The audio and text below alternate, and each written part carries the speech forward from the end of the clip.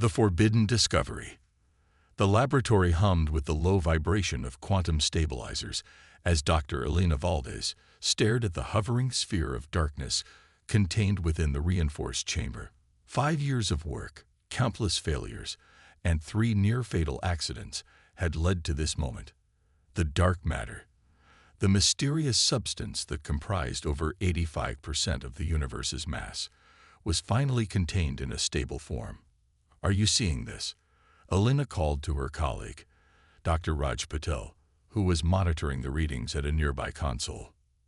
Raj looked up, his eyes wide with disbelief. "It's maintaining perfect cohesion.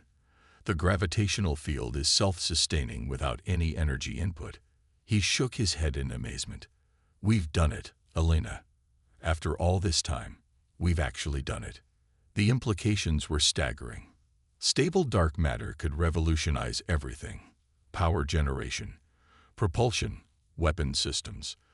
The sphere floating before them contained enough potential energy to power North America for a decade, all contained in something the size of a baseball. Elena was about to respond when the lab's emergency alert system blared to life.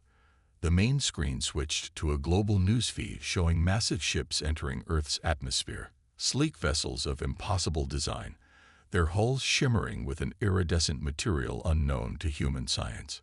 "First contact," Raj whispered, the dark matter experiment momentarily forgotten.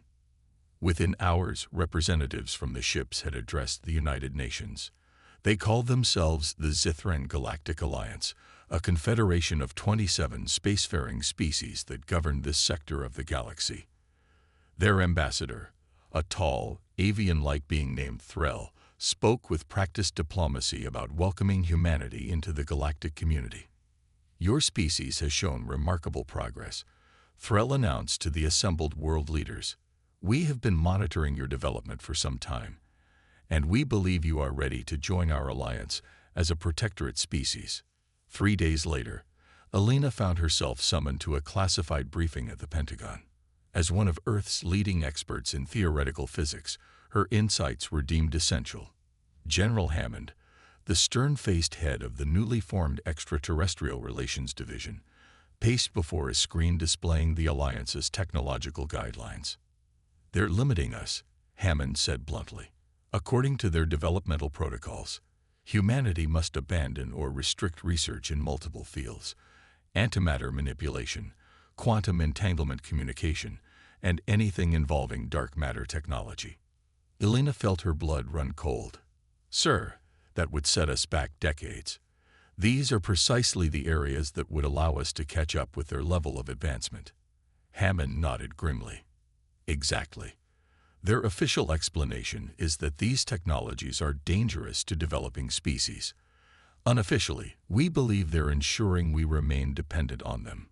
He turned to face Elena directly. "Which is why your project has just become the most classified operation on the planet. Effective immediately, your lab and all research has been moved to Facility Zero." Facility Zero turned out to be a massive underground complex beneath the Arctic ice cap, completely shielded from Alliance scanning technology. There, Elena and her team worked tirelessly, pushing the boundaries of dark matter manipulation, while the world above adjusted to its new role in the galactic hierarchy. The Alliance proved generous with certain technologies: medical advancements, agricultural improvements, and clean energy solutions that eliminated global warming concerns. But they remained firm on restricting anything that might give humanity true independence or military parity. 6 months into the occupation, for that was what many had begun to call it, Elena made a discovery that changed everything. While analyzing communication data shared by the Alliance, she noticed discrepancies in their descriptions of uninhabited systems. Several planets they'd labeled as undergoing ecological rehabilitation showed energy signatures consistent with mining operations. Working with intelligence analysts, Elena correlated shipping manifests and Alliance vessel movements. The pattern was unmistakable. The Alliance was systematically stripping resources from dozens of planets while keeping their activities hidden from Earth. "They're not here as benefactors," Elena presented her findings to the Joint Chiefs and the President in a secure bunker beneath Denver. They're colonizers using a more sophisticated approach. Give us enough advances to pacify the population while ensuring we can never truly challenge them. President Rivera, a former physicist herself, studied the evidence with a troubled expression. And you believe your dark matter research could change this balance of power? I know it can, Elena replied confidently. We've achieved stable containment and have begun testing practical applications. With proper funding and resources, we could develop propulsion systems that outmatch anything in their fleet and weapons that could penetrate their defenses. The decision was unanimous. Project Nightfall was born, an ambitious plan to build Earth's first dark matter-powered warship in complete secrecy. The construction facility was hidden within a hollowed-out asteroid in the Kuiper Belt, beyond the regular patrol routes of Alliance vessels. For 2 years, Earth's best engineers and scientists worked in rotating shifts, transported via conventional shuttles disguised as mining operations. Captain Marcus Chen stood before the completed ship with a sense of awe. At 42, he had transitioned from commanding nuclear submarines to becoming humanity's first interstellar warship captain.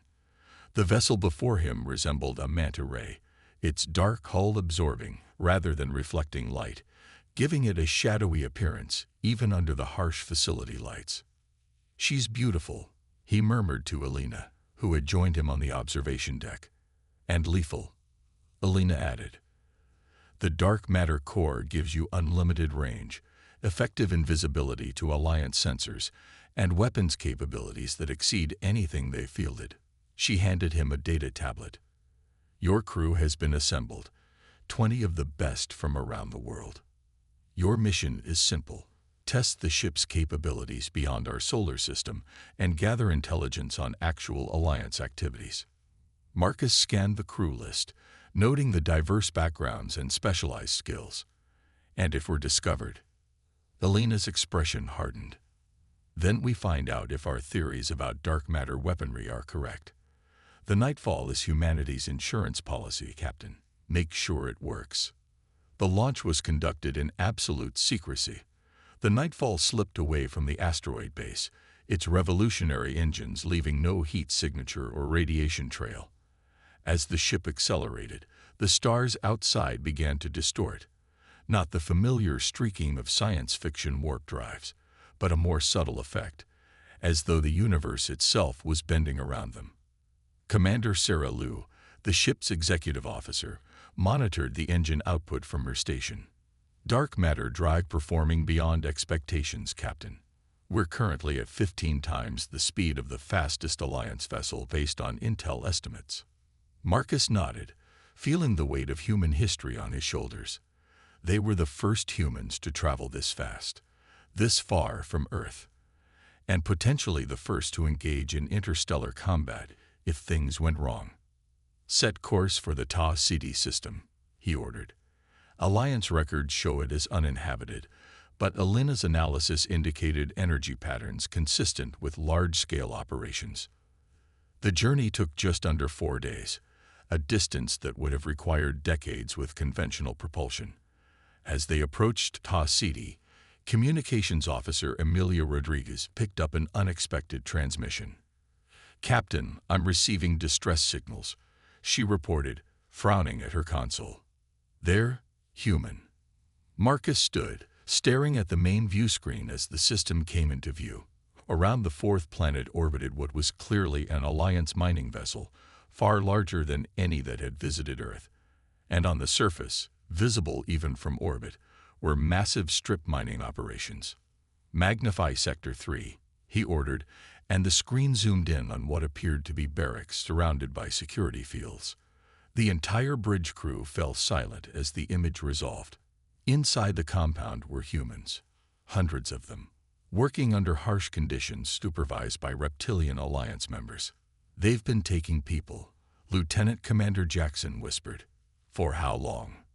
Marcus's jaw tightened as he made the first major decision of humanity's new interstellar era.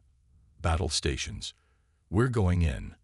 As alarms sounded throughout the Nightfall, The sleek vessel disappeared from conventional detection, becoming a phantom as it accelerated toward the mining operation and the humans who needed rescue.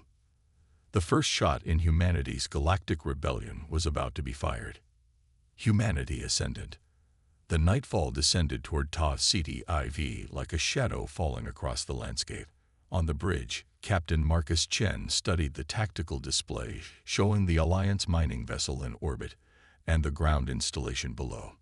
Analysis, he ordered. Orbital vessel is a Drexian-class resource processor, reported Lieutenant Park from the tactical station. Minimal weapons, primarily designed for mining operations. Ground facility houses approximately 300 human captives based on heat signatures. Security consists of automated turrets and roughly 40 Alliance personnel, mostly Krell species. How long have these people been here? Asked Commander Liu, her voice tight with controlled anger. Communications Officer Rodriguez looked up from her station. Based on the transmissions I've intercepted, some have been here for over 15 years. Well before the Alliance formally contacted Earth. Marcus processed this information with cold calculation. The Alliance had been abducting humans for decades, using them as slave labor while pretending to be benevolent galactic neighbors. This changed everything. Tactical plan, he announced to his senior staff. We'll disable the orbital vessel first, non-destructively if possible. I want it intact for evidence. Then we'll neutralize the ground defenses and extract our people. Commence operation in 5 minutes. The Nightfall positioned itself above the unsuspecting Alliance vessel, still completely undetected thanks to its dark matter shielding. At Marcus's command, a precisely calculated energy beam lanced out from the human ship, instantly disabling the Alliance vessel's propulsion and communication systems. Direct hit, Park confirmed. Their systems are offline. They're dead in space. They've detected us now, Liu warned. Ground installation is raising shields. Marcus nodded grimly. Too late for them. Target ground-based weapon emplacements and fire. The Nightfall's weapons struck with surgical precision, neutralizing the defense turrets without damaging the habitat areas. On the surface, the Alliance overseers reacted with confusion and panic at the appearance of an unknown vessel unlike anything in their database. This is Captain Marcus Chen of the Earth vessel Nightfall, Marcus broadcast to the facility. You are holding humans against their will. Release them immediately or face the consequences. The facility commander, a tall Krell with mottled green scales, responded with predictable outrage. This is Overseer Drox of the Zithran Alliance. Your presence is unauthorized. Earth has no interstellar capabilities. Stand down immediately or face destruction. In response, Marcus ordered a demonstration shot that vaporized an empty storage building. I won't ask again, he stated coldly. 20 minutes later, the Nightfall's shuttle bay was filled with bewildered human captives, miners, engineers, and scientists who had been taken from Earth over the past 2 decades. Medical Officer Dr. Helena Cho moved among them, treating injuries and malnutrition while gathering their testimonies. They took me from a research station in Antarctica, one woman explained, her voice hoarse from years of speaking little. 16 years ago, they needed geological experts for their mining operations. Anyone who resisted was executed. Similar stories repeated throughout the group. The Alliance had systematically abducted specialists from remote locations around Earth, ensuring their disappearances would attract minimal attention.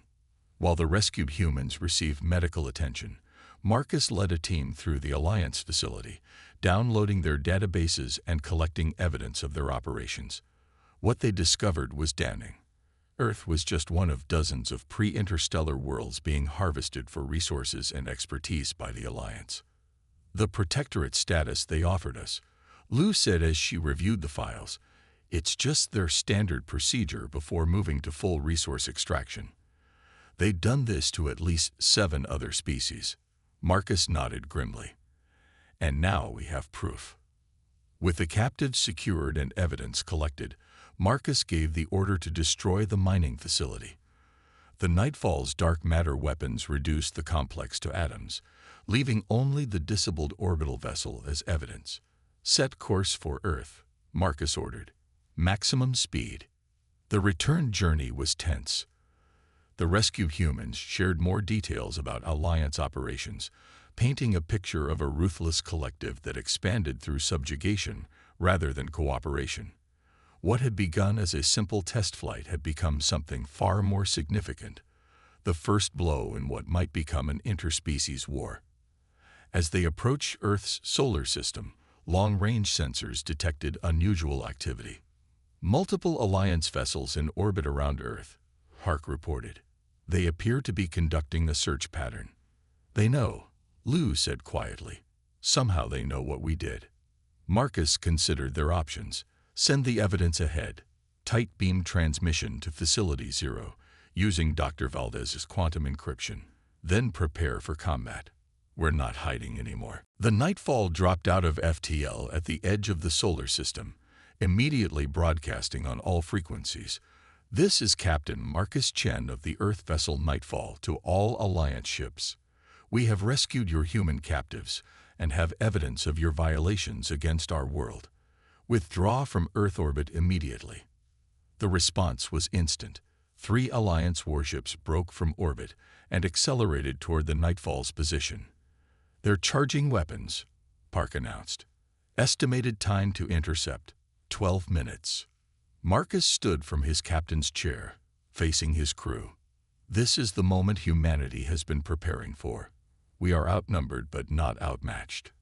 Our dark matter technology gives us advantages they can't anticipate. Let's show them exactly what humanity is capable of." The battle that followed would later be remembered as humanity's debut on the galactic stage. The Alliance vessels, confident in their superior numbers, attacked in standard formation, a tactic that might have worked against conventional opponents but proved catastrophic against the Nightfall. The dark matter-powered ship moved with impossible agility, its weapons-penetrating shields designed to block known energy tides, but useless against dark matter configurations.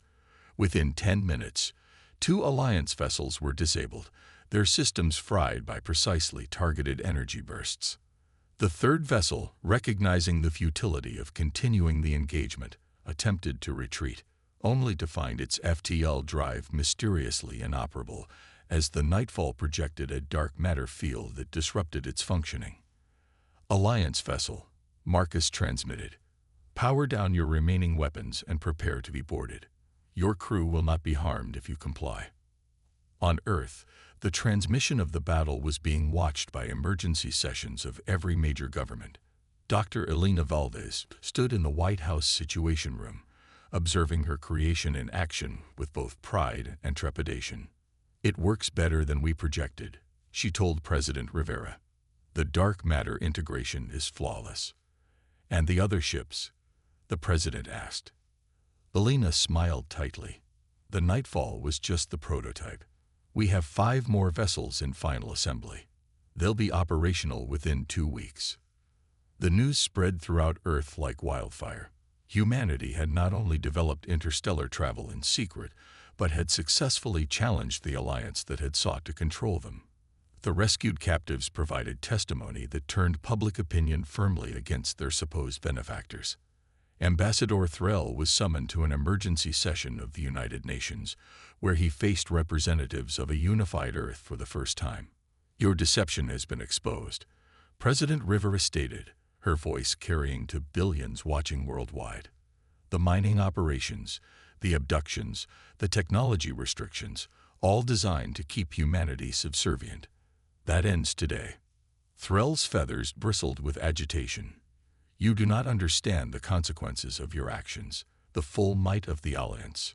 We'll face a fleet of dark matter vessels," Elena interrupted, stepping forward.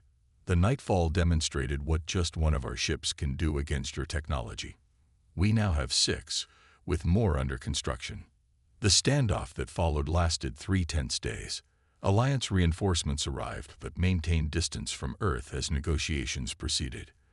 The turning point came when 3 other subjugated species, emboldened by humanity's stand, launched their own rebellions against Alliance control. In the end, The Zithran Galactic Alliance had no choice but to accept a new reality. Humanity would not be controlled. A new treaty was signed, recognizing Earth as a full and equal member of the galactic community with no technology restrictions. As the diplomatic furor settled, Marcus stood with Elena on the observation deck of Facility Zero, watching as 5 new dark matter vessels underwent their final testing. "We were lucky," he admitted. "If they'd known what we were developing, they would have stopped us before we could launch the Nightfall." Elena shook her head. It wasn't luck. It was human nature. Throughout history, whenever someone has tried to control us or limit our potential, we fought back. The Alliance made the oldest mistake in the book. They underestimated us. Marcus smiled as he watched the ships move in perfect formation, their dark hulls gleaming under the facility lights. "What happens now?" "Now," Elena said, her eyes on the stars beyond, "we take our place in the galaxy, not as subjects or protectorates, but as equals. And we make sure no species ever faces what those captives endured." As if in response to her words, the new vessels activated their dark matter drives, disappearing into the blackness of space on their maiden voyages. Humanity's declaration that they had arrived on the galactic stage, never to be underestimated again.